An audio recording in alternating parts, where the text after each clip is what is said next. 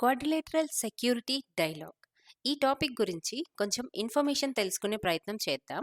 So, రీసెంట్‌గా quad countries అనేది న్యూస్‌లో ఉంది ఫ్రెండ్స్. పహల్గామ్ అటాక్ జరిగిన తరువాత అటాక్‌కు కారణమైన వాళ్ళని శిక్షించాలి అని అటాక్‌ను తీవ్రంగా ఖండిస్తూ న్యూస్‌లోకి రావటం జరిగింది. అసలు క్వాడ్రిలేటరల్ సెక్యూరిటీ డైలాగ్ అంటే ఏమిటి? ఏ ఏ కంట్రీస్ మధ్య జరుగుతుంది? దీని యొక్క హిస్టరీ అంటే బ్యాక్‌గ్రౌండ్ ఏంటి? ఎప్పుడు ఫార్మ్ అయింది? కీ పాయింట్స్ ఏంటేంటి? ఇంపార్టెన్స్ ఏంటి? అనేవి ఒకసారి చూద్దాం. 4 countries India, Australia, USA, Japan. Quadrilateral security dialogue అనేది 4 కంట్రీస్ మధ్య జరిగిన ఒక స్ట్రాటజిక్ పార్ట్నర్‌షిప్ అండి. అంటే ఒక వ్యూహాత్మక భాగస్వామ్యం. హిస్టరీ దీని యొక్క బ్యాక్‌గ్రౌండ్ చూసుకున్నట్లయితే 2004లో ఇండియన్ ఓషన్‌లో వచ్చిన తుఫాన్ సమయంలో సహాయక చర్యల కోసం ఈ 4 దేశాలు కలిసి పనిచేశాయి. సో, అప్పటి నుండి క్వాడ్ అనే ఈ యొక్క ఆలోచన అనేది మొదలైంది. 2007 జపాన్‌లో అప్పటి ప్రధాని షింజో అబే నేతృత్వంలో మొదటి అధికారిక సమావేశం అనేది జరిగింది. తర్వాత కొంతకాలం ఎటువంటి సదస్సులు జరగలేదండి. మళ్ళీ 2017 తర్వాత చైనాతో పెరుగుతున్న భద్రతా ఆందోళనల నేపథ్యంలో తిరిగి మళ్ళీ దీన్ని సక్రియం చేయటం జరిగింది.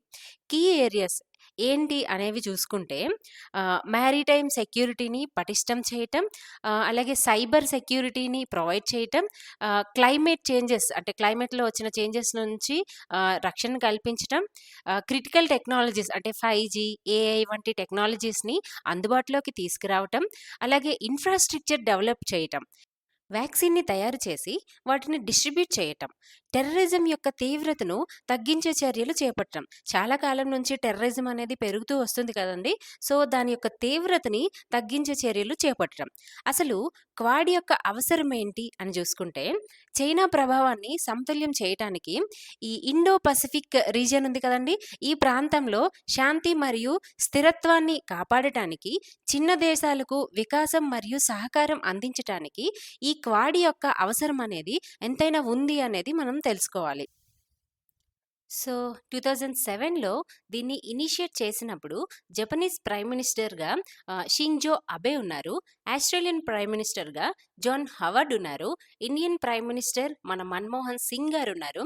యూఎస్ వైస్ ప్రెసిడెంట్‌గా డిక్కీ చెనే వీళ్ళు ఫస్ట్ సమ్మిట్ ఇనిషియేట్ చేసినప్పుడు వీళ్ళు అధిపతులుగా సమ్మిట్ హాజరవ్వటం జరిగింది. సో, ఇప్పుడు ప్రెజెంట్ ఈ కంట్రీస్ యొక్క అధిపతులను గనక చూసుకున్నట్లయితే జపనీస్ ప్రైమ్ మినిస్టర్ షిగేరు ఇషిబా ఉన్నారు. ఆస్ట్రేలియన్ ప్రైమ్ మినిస్టర్ హాన్ యాంటనీ ఆల్బనీస్ ఉన్నారు. ఇండియన్ ప్రైమ్ మినిస్టర్ మన నరేంద్ర మోడీజీ ఉన్నారు. యూఎస్ ప్రెసిడెంట్‌గా డొనాల్డ్ ట్రంప్ ఉన్నారు. సో, 2017 నవంబర్‌లో కొన్ని నెగోషియేషన్స్ తర్వాత దీన్ని ఎస్టాబ్లిష్ చేయటం జరిగిందండి. ఈ సెవెంత్ సమ్మిట్ వచ్చేసి వెరీ రీసెంట్‌గా 2025లో మన న్యూఢిల్లీలో జరిగిందండి. సో, దీని యొక్క థీమ్ అనేది మీరు కామెంట్ చేయండి. సో, ఈ వీడియో అనేది మీకు ఇన్ఫర్మేటివ్‌గా అనిపిస్తే please like, share and subscribe. ఇంకా మంచి కంటెంట్‌తో మళ్ళీ కలుద్దాం. Thank you.